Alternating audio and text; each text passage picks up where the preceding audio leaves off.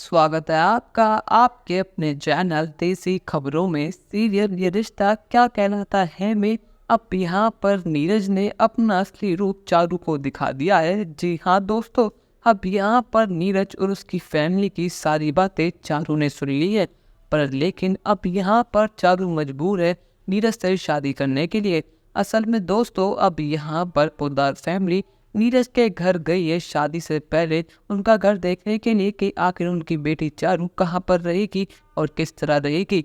और यहाँ पर शादी की तैयारियां इतनी जल्दबाजी में हो रही है कि पोद्दार फैमिली एक बार भी नीरज की फैमिली के घर गई ही नहीं, उनसे मिली।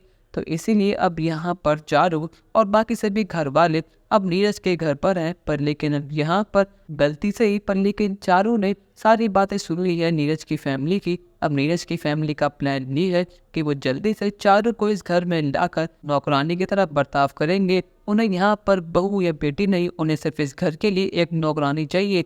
और यहाँ पर चारू से रिश्ता इसलिए जोड़ रहे हैं क्योंकि पोद्दार फैमिली का पूरे उदयपुर में नाम है और इस नाम का, इस पावर का और खासकर पैसे का वो फायदा उठाना चाहते हैं।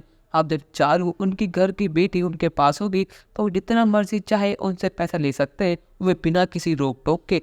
यहाँ पर नीरज ने अपने आप को बहुत शरीफ दिखाया है, पर लेकिन यहाँ पर नीरज 1% भी शरीफ नहीं है। अब यहाँ पर जैसे ही चारू सभी घर वालों को ये सारी बातें बताने के लिए भागती है, यहाँ पर नीरज उसका हाथ पकड़ लेता है और जबरदस्ती उसे रूम में ले जाता है। यहाँ पर नीरज उसको धमकी देता है कि अगर तुमने किसी भी घर वाले से या किसी और से भी ये बात कही तो हम तुम्हारी पूरी फैमिली को मार देंगे। ये तुमसे हमारा वादा है। तुम लोग चाहे कितने पावरफुल क्यों ना हो, पर लेकिन हमने सब चीज़ें प्लानिंग कर रखी है।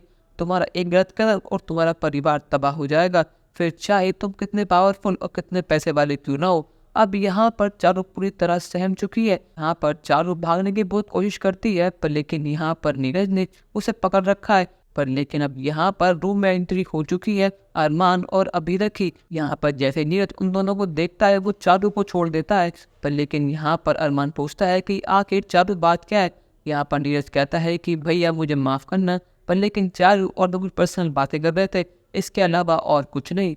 यहाँ पर अरमान को लगता है कि वो दोनों कुछ रोमांटिक बातें कर रहे थे जिसके बीच वो आ चुके हैं। अरमान कहता है कि चारू अभी तुम्हारी शादी होने में समय है, तो ये सब चीज़ें शादी के बाद करना। पर लेकिन यहाँ पर चारू के हाव भाव देखकर यह समझ चुकी है कि दाल में कुछ तो काला है। यहाँ पर चारू नीरज की हाँ में हाँ मिलाती है। उसे बहुत डर है कि अगर उसने मुंह खोला तो उसकी फैमिली तबाह हो जाएगी। पर लेकिन क्या यहाँ पर अपनी परेशानी को दूर रखकर अभी और अरमान चारू की हेल्प कर पाएंगे या फिर नहीं, अपनी राय हमें कमेंट सेक्शन में जरूर बताइएगा। और चैनल को अब तक नहीं किया सब्सक्राइब तो कर लीजिए। धन्यवाद।